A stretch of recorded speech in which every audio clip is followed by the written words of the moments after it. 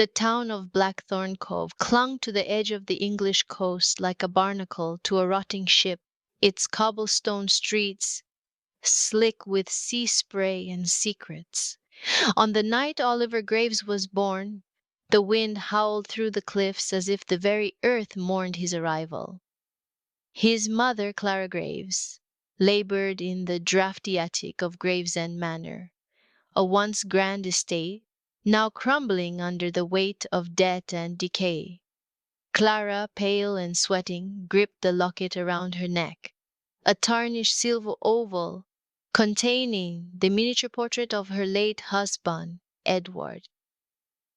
He had drowned 2 years prior, his body lost to the same tempestuous sea that now rattled the manor's windows. The townsfolk whispered that Edward's death was no accident, that he'd angered powerful men with his investigations into the smuggling trade. But Clara refused to entertain such talk. She had only the locket, her son kicking fiercely in her womb, and the stubborn hope that this child might resurrect the light Edward had left behind.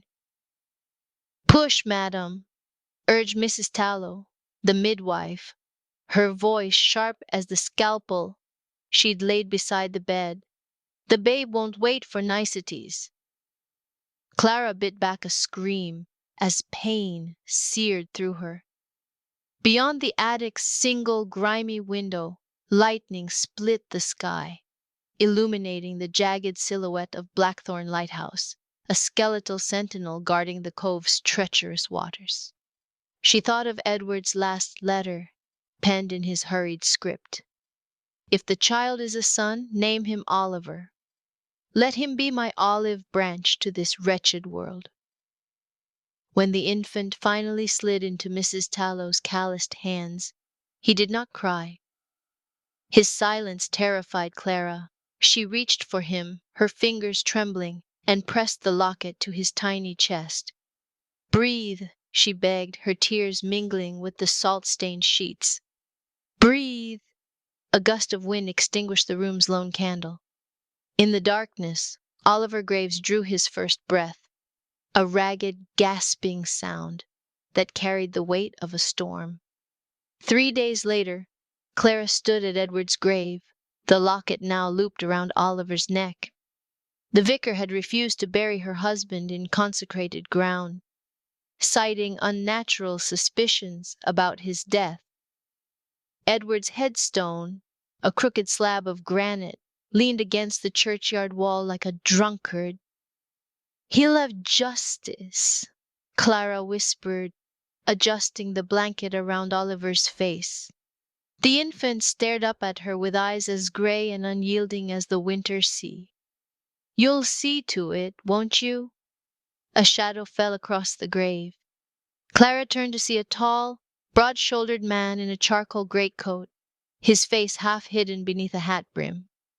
"Cousin Clara," said Mr. Elias Blackthorn, his voice smooth as oiled leather. "I've come to offer my condolences." Clara stiffened. Elias was a distant relation, a merchant who'd grown fat off the same smuggling trade Edward had tried to expose.